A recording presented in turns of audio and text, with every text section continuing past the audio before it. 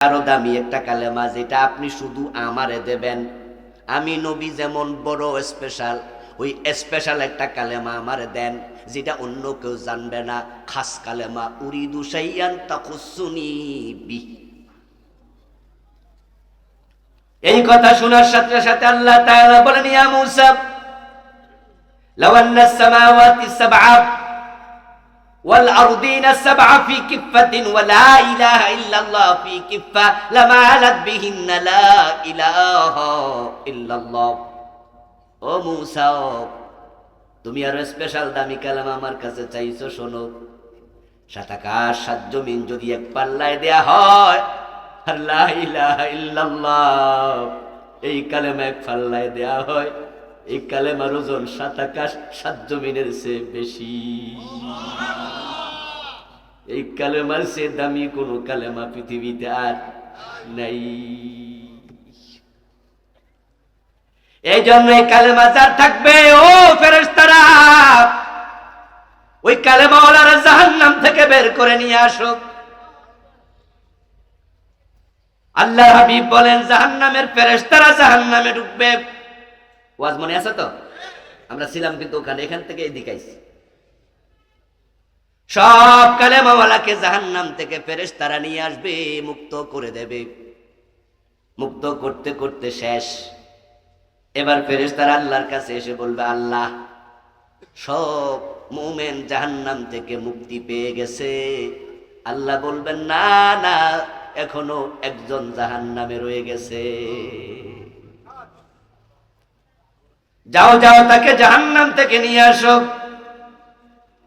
ফেরেশতারা জাহান্নামে যাবে, খুঁজে এসে আবার বলবে, আল্লাহ, আমরা পুরা জাহান্নাম খুঁজেছি, কোন ইমানদার জাহান্নামে আর। কথা বলেন। আল্লাহ তখন জাহান্নামের প্রধান ফেরেশতা মালিককে ডাকবেন। মালিক হলেন জাহান্নামের প্রধান ফেরেশতা। ডেকে বলবেন, মালিক, আমার একজন মুমিন বান্দা জাহান্নামে আছে, তাকে তুমি নিয়ে আসো। মালিক ফেরেশতা জাহান্নামে যাবে, ঘুরে এসে একই কথা বলবে, আল্লাহ, জাহান্নামে কোনো মুমিন নাই। আল্লাহ বলবেন, জাহান্নামের দিকে কান পেতে শোনো, কি আওয়াজ আসছে। মালিক ফেরেশতা কান পেতে শুনবে, জাহান্নামের ভিতর থেকে আওয়াজ আসছে, সুবহুন কুদ্দুসুন রব্বুনা ওয়া রব্বুল মালাইকাতি ওয়ার রূহ। সুবহানাল্লাহ। আল্লাহ বলবে, মালিক, দেখো আমার বান্দা জাহান্নামের আগুনের ভিতরে রব্বুনা রব্বুনা বলে ডাকছে, সুবহুন কুদ্দুসুন বলে আমার তাসবিহ পড়ছে। সেই ইমানদার, তুমি তাকে নিয়ে আসো। কারণ ইমানদার জাহান্নামে থাকতে আমি জাহান্নামের দরজা বন্ধ করব না। সন্তানকে মা যেমন চিনে, মালিক ফেরেশতাও জাহান্নামকে তেমনই চিনে। আপনার মা আপনাকে এমন চিনে যেটা আপনিও নিজেরাও তো চিনেন না। আপনার মাথার তালুতে যদি তিলের দাগ থাকে, আপনার পিঠে যদি কোনো মাস থাকে, এটা আপনি দেখেন নাই, কিন্তু আপনার মা জানে আপনার দেহের কোন জায়গায় কোন তিলটা। এই দুই হাত দিয়া কত গোসল আপনার মা আপনারে দিছে। আপনি বিদেশ চলে যান, 4-5 বছর পরে আপনি দেশে ফিরবেন। আজকে তো মোবাইলের যুগ, যখন মোবাইল ছিল না তখন তো চিঠির যুগ ছিল। মা তার সন্তানের কণ্ঠও শুনে না, 3-4 বছর 5 বছর হয়ে গেছে। হঠাৎ রাতের বেলায় যদি 1টা বাজে 2টা বাজে, সন্তান দেশে ফিরে আসে, ঘরের দরজা দাঁড়ায়া অন্ধকার রাতে গভীর রজনীতে মা বলে ডাক দেয়। মা ঘুম থেকে জেগে উঠবে, কণ্ঠ শুনে আপনাকে চিনতে মার 1 সেকেন্ড দেরি হবে না।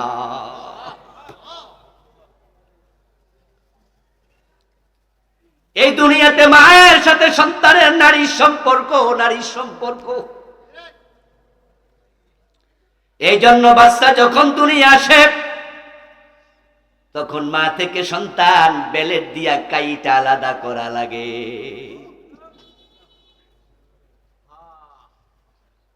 ও প্রিয় ভাই, ওই মালিক ফেরেশতা জাহান্নাম কেমনই চিনে।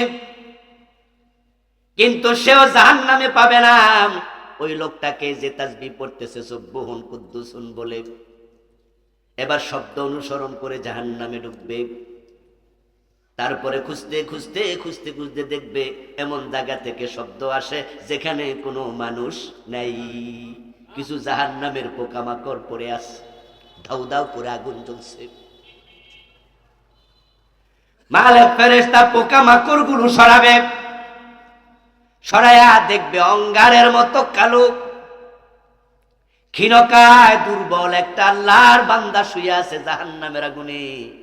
জাহান্নামের পোকামাকড় গুলো তারে কামড়াচ্ছে, তার সিজদার জায়গায় দেখা যাচ্ছে ওটুকু অংশ জাহান্নামের আগুন খায় নাই।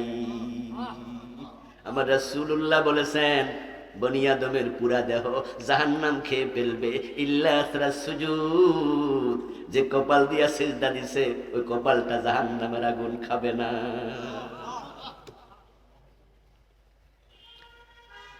এখন ওই বেটাকে টাইনা তুলবে। قال النبي صلى الله عليه وسلم يخرج من النار حبوا, তাকে টেনে তুলে বসায়া আবার বলবে ও মিয়া তোমার রব তোমাকে জাহান্নাম থেকে মুক্তি দিয়া দিছে। সুবহানাল্লাহ বলবেন না? মুক্তির খবর শুনলে মজা লাগে না? যারা জেলে গেছে হেরা বুঝে মুক্তির খবর যে কত দামি। জেলখানায় যখন আত্মীয় স্বজন দেখতে যায় তখন চান্স পাইলে শুধু জিগায় জামিনের খবর কি। আপনি টিফিন করে কেরিয়ারে করে এতটি খাবার নিছেন, এগুলা মজা না, মজা হলো জামিনের খবর। জাহান্নাম থেকে মুক্তির খবর পাইয়া তো বেড়া দৌড় মারার কথা, কিন্তু আমার রাসূল বলেন সে দৌড় মারবো কেমনে? দৌড়ানোর মতো শক্তি তার গায়ে নাই, সে হাঁটতেও পারবে না। ইয়াখরুজু মিনান নারে হাবওয়া, সে ক্রলিং করে হামাগুড়ি দিয়া দিয়া বের হবে, কারণ হাঁটার মতো বল তার নেই। এই লোকটা জাহান্নাম থেকে বের হওয়ার পর আল্লাহ তাআলা জাহান্নামের দরজা বন্ধ করে দেবেন। খুলুদ খুলুদ খুলুদ বলে ফেরেশতারা ঘোষণা করবে খালিদিনা ফিহা। ও প্রিয় ভাই, মৌমাছির মুখের মাঝে সামান্য মধু, কিন্তু বারবার জমা হওয়ার কারণে এক একটা মৌচাকে 3 কেজি 5 কেজি মধু হয়। এলেম কম কম করে শিক্ষা জমা করেন, আপনিও আলেম হয়ে যাবেন। জান্নাত জাহান্নামের মাঝখানে একটা ঝর্ণা আছে, তার নাম নাহারুল হায়াত, বাংলা তো হলো জীবনের ঝর্ণা। ওই ব্যক্তি দেখায় দেওয়ার পরে যাবে, রাসূলুল্লাহ বলেন সে ওই ঝর্ণার কাছে যাইয়া ডুব দেবে। ডুব দিয়া যখন মাথা তুলবে, নালার পাশে ঘাস যেমন সতেজ হয়, ডুব দেওয়ার সাথে সাথে জান্নাতি পুরুষে পরিণত হয়ে যাবে। এবার আসার পরে ফেরেশতারা বলবে ঢোকেন। ইউতাখায়্যালু ইলাইহি আন্নাহা মালাক। প্রিয় নবী বলছেন তবে শোনো, জান্নাতে ঢোকার পরে তার কাছে মনে হবে জান্নাতে জায়গা নাই, সব বাড়িঘর দখল হয়ে গেছে। এবার সে আল্লাহ তাআলার কাছে বলবে আল্লাহ জান্নাতে ঢুকতে দিলা, থাকার একটু জায়গা দিবা না বুঝি? আল্লাহ তাকে 3 বার বলবেন খুঁজে নাও তোমার জায়গাও আছে। সে 3 বারে বলবে আল্লাহ খুঁজা তো দেখছি সব বাড়ির দরজার মাঝে, সব বাড়ির গেটের মাঝে যার যার বাড়ি তার নাম লেখা আছে। এটা আবু বকর সিদ্দিকের বাড়ি, ওইটা ওমর ফারুকের বাড়ি, ওইটা ওসমানের বাড়ি, ওইটা আলীর বাড়ি, সব জায়গায় তো নাম আছে। এখন নাম ছাড়া তো কোনো বাড়ি পাই না, আমার জায়গা কই? আপনি একটু দয়া করে দেখায়া দেন, আমি খুঁজা পাই না। তখন আল্লাহ তাআলা তাকে বলবেন বান্দা জায়গা তো দিমু, তার আগে তুই একটু ক তোর কতটুকু জায়গা দরকার। তখন এই বেটার মনে পড়ে যাবে কয়দিন আগে কইছিল, ওমা ও আজ কি লাইন পেতেছেন না নাকি? এই বেটা কতক্ষণ আগে কইছিল? মাশাআল্লাহ বলেন কইছিল? মনে পড়ে যাবে কিছুক্ষণ আগে তো একবারে হাতুড়ির ফিডা খাইছি, জয়লা অঙ্গার হয়ে গেছি, আগুনে তো ছিলাম। আরে জায়গা পাইলে পাইছি, না পাইলে নাই, মোটামুটি ভালো জায়গায় তো একটু ওর মনে পড়ে যাবে জাহান্নামের শাস্তির কথা। তাই সে আল্লাহর কাছে বলবে, আল্লাহ বেশি জায়গা লাগবো না, সামান্য হইলে আমি খুশি। তখন আল্লাহ বলবেন, ফাইন্না লাকা মিসলাদ দুনিয়া ওয়া আশরা আমসালিহা, সামান্য নয় রে বান্দা, আমি তোর জন্য দুনিয়ার মতো 10 দুনিয়া জায়গা জান্নাতে রেখেছি।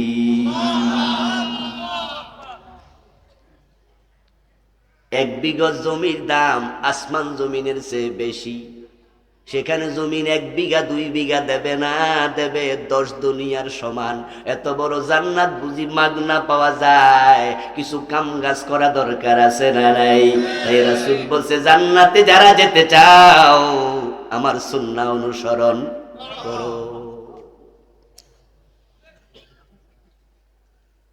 রাসূলকে অনুসরণ করা ফরজ করলে জান্নাত।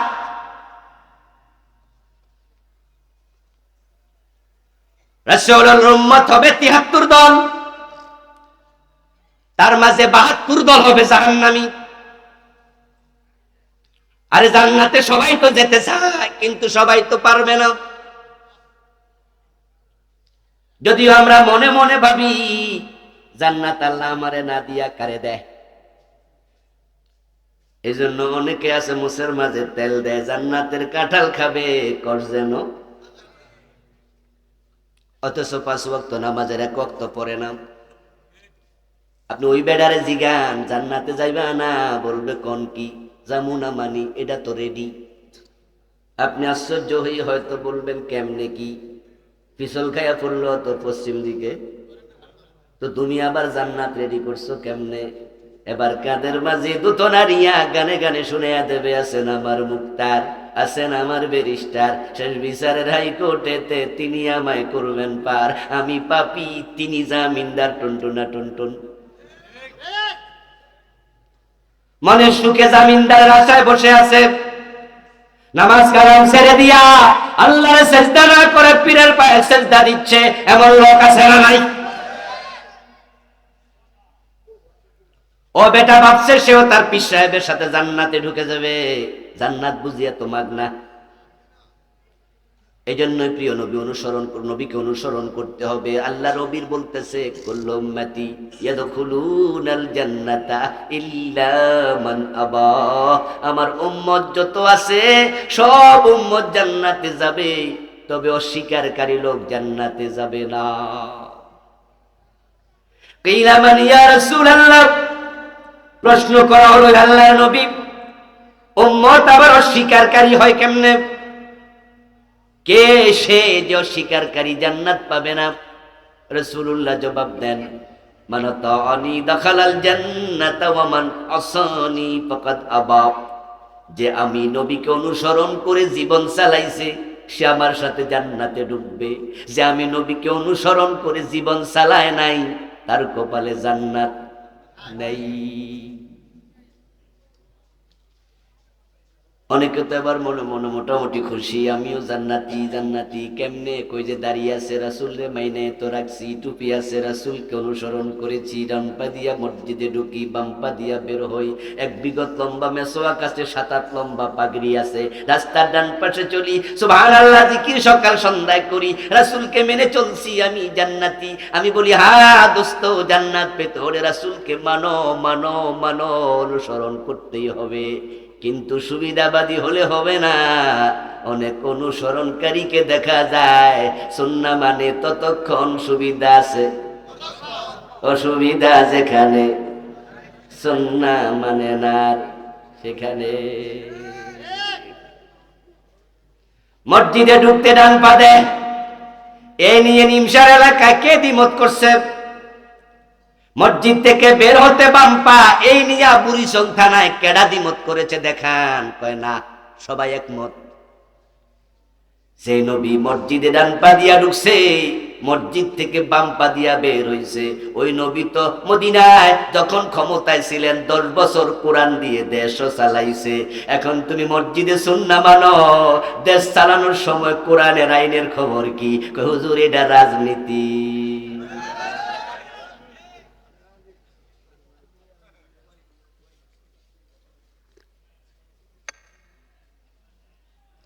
রাসূলের সুন্নাহ মানে না কে? সবাই মানে। যেই পীর সেজদায় ওই পীরের মুখেও দাঁড়িয়ে আছে, যেই পীর ঢোল তবলা বাজায় ওই পীরের মাথাও টুপি আছে। রাসূলের সুন্নাহ কম বেশি সবাই মানেন, কিন্তু আপনি সুবিধাবাদী যদি হয়ে যান তাহলে আল্লাহ কিন্তু কলবের খবর জানে। একটু জবাব দিয়া বলবেন তো আওয়াজ করে, আল্লাহ আমলের দিকে আগে তাকায় না কলবের দিকে আগে তাকায়? ইন্নাল্লাহা লা ইয়ানজুরু ইলা সুওয়ারিকুম ওয়া আমওয়ালিকুম ওয়ালাকিন ইয়ানজুরু ইলা কুলুবিকুম ওয়া আমালিকুম। আগে তাকায় দেখবে কলবের খবর কি। আফালা ইয়ালামু ইযা বুসিরা মা ফিল কুবুর ওয়া হুসিলা মা ফিস সুদূর।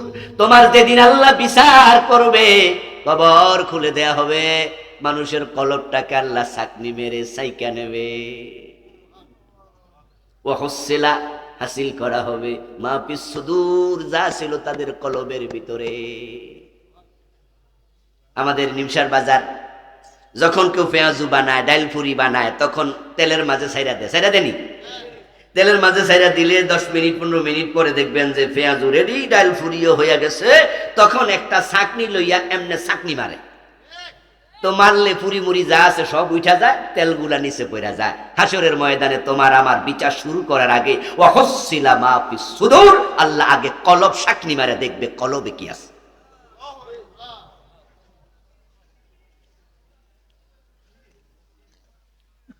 يوم لا ينفع مال ولا بنون إلا من أتى الله بقلب سليم।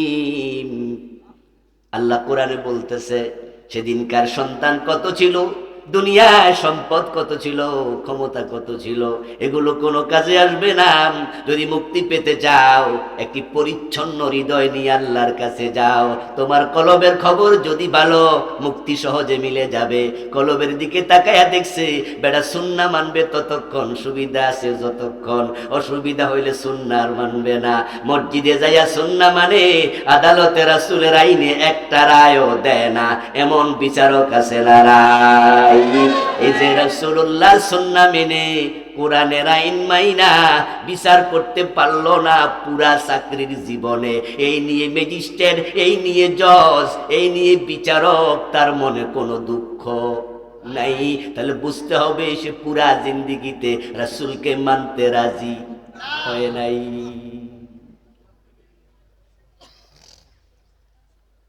ও প্রিয় ভাই, মসজিদে ডান পা দেয়া সুন্নাহ, বাম পা দিয়ে বের হওয়া সুন্নাহ।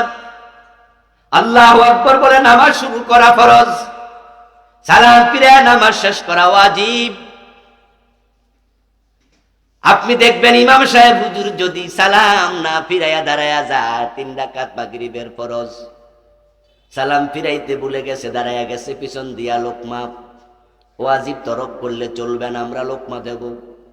জজকোট মসজিদে জজ সাহেব নামাজে গেছে, ইমাম সাহেব জোহরের নামাজ 2 রাকাত পড়াইয়া বসবে, আত্তাহিয়াতু পড়বে, কিন্তু ভুলে বসে নাই, 2 রাকাত শেষ করে খাড়াইতে শুরু করছে। পিছন দিয়া জজ সাহেব লোকমায় মারিয়া দিছে, কারণ তিনি মাসালা জানেন।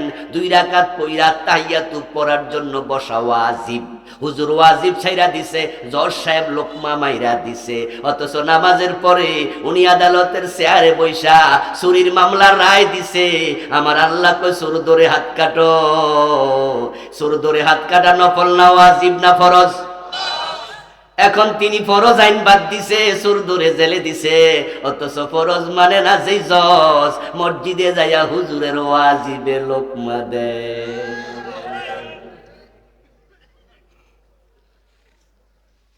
যেই জজ ফরজের খবর নাই, হুজুরের ওয়াজিবের লোকমা দেয়। হুজুর এটা ওয়াজিব, এটা ছাড়লে নামাজ কেমনে কি? তা আপনার পুরা জীবনের কি খবর? ও প্রিয় ভাইরা, তোমরা আমরা হজে যাই, হজে যাওয়ার সময় সাদা কাপড় কেন পরো? কয়টা সুন্নত? ইহরামের কাপড় পরে হজে গেলেন, ঠিকঠাক মতো আরাফা, ঠিকঠাক মতো মিনা, মুজদালিফা, তাওয়াফে জিয়ারত সব বিধান মানেন। যাওয়ার আগে হুজুর থেকে শিখেন, হজের বই কিনালায় কিনে শিখে কেমনে হজ করা লাগে। শুধু হজে রাসূলের ইসলাম, তোমার জীবনের ব্যবসা বাণিজ্যে, বিয়ে শাদিতে, দেশ চালানোর সময় রাসূলের ইসলাম বুঝি সেখানে মানা লাগে না।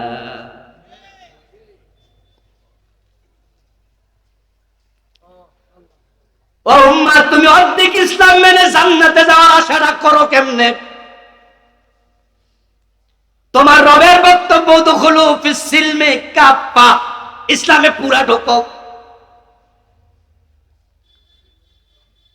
নিমসার বাজারে এশিয়া লাইন গাড়িতে উঠছেন, ঢাকা যাবেন, এক পা দিলেন আপনি গাড়ির দরজায়, আর এক পা গাড়ির বাইরে রাইখে লটকাছো থাকলেন। এরকম লটকিতে লটকিতে সায়দাবাদ পর্যন্ত যাওয়া যাবে নাকি হাত ছুটে পড়ে যাওয়ার সম্ভাবনা আছে? অর্ধেকটা লটকিলে তুমি যাইবা কেমনে? সান্দিনা পাই হলে তো মাদায়া যাওয়ার আগে আরেক গাড়ি বাড়ি মেরে দিব।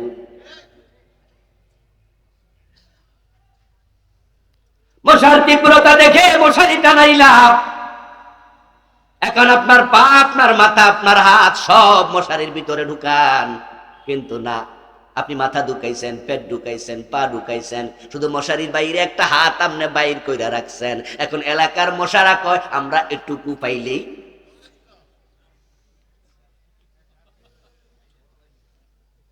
এখন এলাকার মশারা আইসা গুনগুন করে গান গাইবো, গান গাইয়া হে বন্ধু বান্ধবদের ডাকে যে তোমরাও আইও, এখানে যে আপদ চলতেছে, খাইয়া যাও আইসা। আচ্ছা আপনারা বলুন তো, মশা যদি হাতের মাঝে কামড় দেয়, যেই অংশটা মশারির ভিতরে আছে ওখানে ম্যালেরিয়ার জীবাণু যাবে না, ঠিক না? যাবে যাবে? কোন ব্যাককল আছে এমন যে বেড়া হাত বাইরে রাখছে? এরম ব্যাককল তো বাংলাদেশে পাবেন না। বরং আমরা মশারির ভিতরে ঢুকে পুরা বডি শুধু ঢুকাই না, কোন সিপা চাপা দিয়া যেন মশা ঢুকতে না পারে মশারি আমরা কম্বলের নিচেও, তোষকের নিচেও ঢুকাই। এক পা গাড়ির দরজা দিয়ে আর এক পা বাহিরে রাইখা ঢাকা যাওয়ার যাত্রী পাবেন না। তাহলে আপনি অর্ধেক ইসলাম মেনে জান্নাতে যাবেন, এই চিন্তা মাথা ঢুকাইলো কোন শয়তান?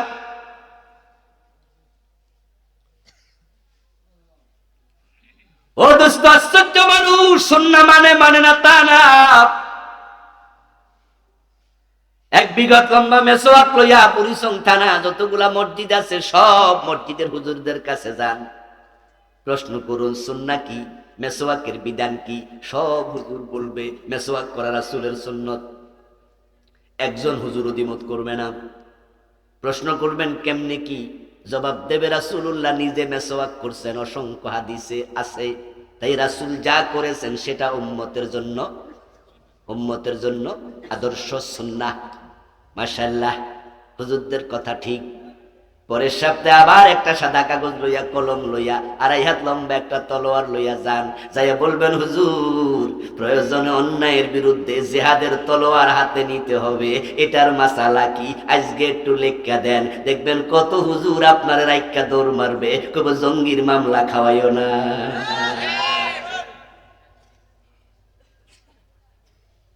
জিহাদের কথা শুনলে জঙ্গিবাদের গন্ধ তালাশ করে এমন জালেম এই দেশে আছে না নাই?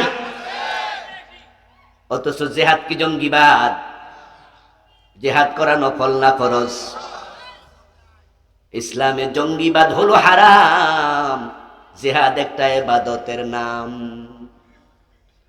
আমার রাসূল 27টি যুদ্ধে সেনাপতি হইয়া তলোয়ার হাতে নিছে। প্রিয় নবী সাল্লাল্লাহু আলাইহি ওয়াসাল্লামের একজন উম্মতের একজন সাহাবীর নাম আপনি বলতে পারবেন না, খুঁজে পাবেন না যেই সাহাবী যুদ্ধের মাঠে যায় নাই। একজন ছিল অন্ধ, নাম ছিল আব্দুল্লাহ ইবনে উম্মে মাকতুম রাদিয়াল্লাহু তাআলা আনহু। উনার জীবনী পড়ে দেখলাম গাজওয়ায়ে কাদেসিয়াতে হযরত ওমরের জামানায় যুদ্ধের মাঠে অন্ধ সাহাবী ইবনে উম্মে মাকতুমও শহীদ হয়েছে।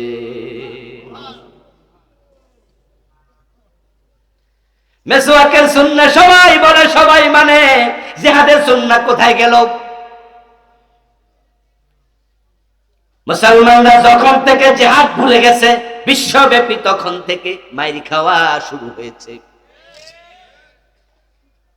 যতদিন ধরে মুসলমানের এক হাতে তলোয়ার ছিল, এক হাতে জিহাদের তলোয়ার ছিল, এক হাতে কোরআন ছিল, ততদিন মুসলমান গেছে যেখানে বিজয় তাদের পায়ে চুমু দিয়েছে সেখানে।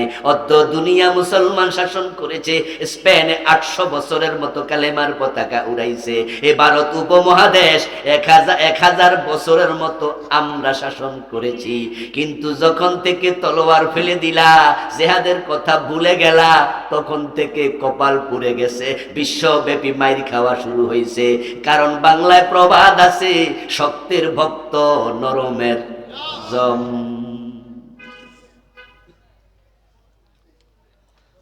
ফানক সাপের লেজ দইরা কোন ফোলা পানে ঘুরাইতে দেখছেন কোনদিন? কিন্তু দৌড়া সাপের আমরাও কত ঘুরাইছি ছোটকালে মাছ ধরতে যাই। এখন মুসলমান হয়ে গেল বিষকর্ষী, রসকর্ষীন, বিষহীন সাপ, দাঁতবিহীন সাপ। অথচ মুসলমান ছিল সিংহের জাতি। প্রিয় নবী সাল্লাল্লাহু আলাইহি ওয়াসাল্লামের জীবনের লক্ষ্য কি? লক্ষ্য ছিল লিউযহিরাহু আলাদ-দীনি কুল্লিহি। আল্লাহ নবীকে পাঠাইছে এই জমিনের মাঝে তার দ্বীনের বিজয় করার জন্য। আমার নবীর জীবনের লক্ষ্য দ্বীনের বিজয়। উম্মত হিসাবে আমাদের সবার জীবনের লক্ষ্য দ্বীনের বিজয় করাকে বানাতেই হবে, এটা ফরজ। আল্লাহর নবী দ্বীন বিজয় করেছে মদিনায়। চোর ধরে হাত কেটেছে, ডাকাত ধরে শুলে দিয়েছে, জেনা করলে পাথর মেরেছে, অবিবাহিত হলে 100 বেত লাগাইছে, মদ পান করেছে 80 বেত লাগাইছে। এমন শান্তি সমাজে এসেছে। ওমরের জামানার দিকে তাকায় দেখুন, অর্ধ দুনিয়ার সম্রাট ওমর গাছতলায় একা একা ঘুমায়, কোনো বডিগার্ডের প্রয়োজন আর নেই। মদিনা থেকে ওমর জেরুজালেম চলে গেছে একা একা, সাথে একজন রশি টানার জন্য, উটের রশি টানার জন্য চাকর। মনের মাঝে আল্লাহ ছাড়া কারো কোনো ভয় নেই। মানুষ ঘরের দরজা খুলে ঘুমাইছে। আজার হলে দোকান বন্ধ হবে। দিন যদি বিজয় হয়ে যায়, নামাজের জন্য ওয়াজ করা লাগবে না। আজার হলে দোকান বন্ধ করো, না হয় লাইসেন্স বাতিল। যে যুবক নামাজ পড়বে না ধরে জেলে দাও। হযরত ইমাম আবু হানিফা, শাফি, মালিক, আহমদ ইবনে হাম্বল রাহিমাহুমুল্লাহ 4 ইমাম একমত, কোন যুবক বালেগ যদি নামাজ না পড়ে তাকে জেলে দিতে হবে। ইমাম শাফি রাহিমাহুল্লাহ বলেছেন, জেলে দেওয়ার আগে তাকে কিছু বেত্রাঘাত করো। জেলের মাঝে নামাজ পড়তে যদি অভ্যস্ত হয় তাকে ছেড়ে দাও, যদি অভ্যস্ত না হয় জেলের মাঝে পুরায়া রেখে দাও। যদি আজান হলে দোকান বন্ধ না করে লাইসেন্স বাতিল করা হয়, বেনামাজি ধরে জেলে দেওয়ার আইন হয়ে যায়, তাহলে বাজারের মসজিদগুলোতে আজানের পরে মুসল্লির জায়গা দেয়া যাবে না। কোন কোন মসজিদে 3 বার 5 বারও জামাত হওয়া লাগবে।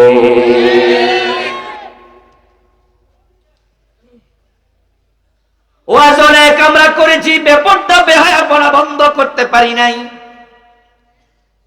এই সিনেমার বিরুদ্ধে কত হুজুর ওয়াজ করছে, কিন্তু বলুন তো সিনেমা কি আগের চেয়ে কমছে না বাড়ছে?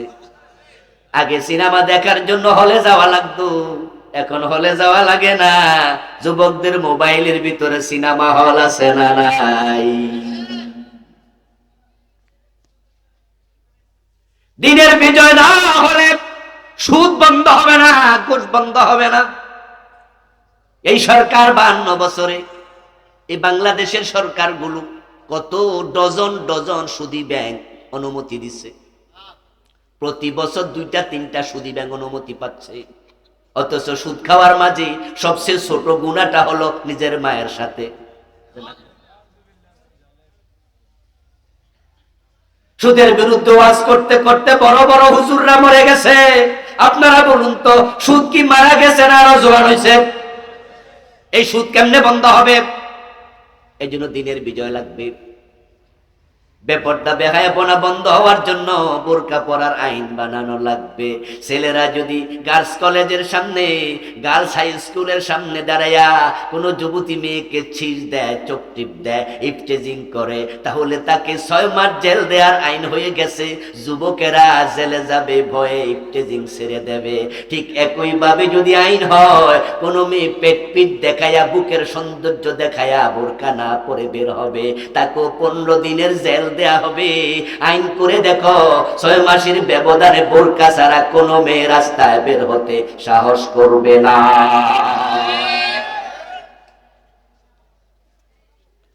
এজন্য আসুন প্রিয় নবী সাল্লাল্লাহু আলাইহি সাল্লামের জীবনের লক্ষ্যের সাথে আমরা জীবনের লক্ষ্য মিলাই। বাংলার এই জমিনে দিন বিজয়ের জন্য কাজ করি। আমরা 92% মুসলমান, 18 কোটি মানুষের মাঝে আমরাই তো 16 কোটি। দল পরিবর্তন হবে, অসুবিধা নাই। আজকে আওয়ামী লীগ আছে, হয়তো 10 বছর পরে তারা, 5 বছর পরে তারা থাকবে না, নতুন দল আসবে। যারাই আসবে তারাই মুসলমান। আমরা 92%, আমরা এক হয়ে যেতে চাই। আল্লাহর কোরআনের আইনে দেশ চালাতে হবে, তাহলে দল চেঞ্জ হবে, আইন আর চেঞ্জ হবে না। আর দিনের যখন বিজয় হবে, দিন মানার উত্তম পরিবেশ তৈরি হবে, চোখের জেনা হবে না, অপরাধ প্রবণতা কমে যাবে, জান্নাতে পৌঁছা সহজ হয়ে যাবে। আল্লাহ তাআলা আমাদের সকলকে আল্লাহর জান্নাতে যাওয়ার মানুষে প্রিয় নবী সাল্লাল্লাহু আলাইহি সাল্লামের যত সুন্নাহ আছে, জীবনের বটম থেকে টপ পর্যন্ত, পাকঘর থেকে সংসদ ভবন পর্যন্ত, ব্যক্তি জীবন থেকে আন্তর্জাতিক বলয় পর্যন্ত, সব জায়গায় সুন্নাহ মেনে চলার তৌফিক আল্লাহ তুমি আমাদের দান করো, বলেন আমিন। হাযা মা ইনদি ওয়াল ইলমু ইনদাল্লাহ আলাইহি তাওয়াক্কালতু ওয়া ইলাইহি উনীব। প্রিয় ভাইয়েরা, আলোচনা ধারাবাহিকভাবে চলতে থাকবে। পরবর্তী বক্তা আসবে ইনশাআল্লাহ। আপনার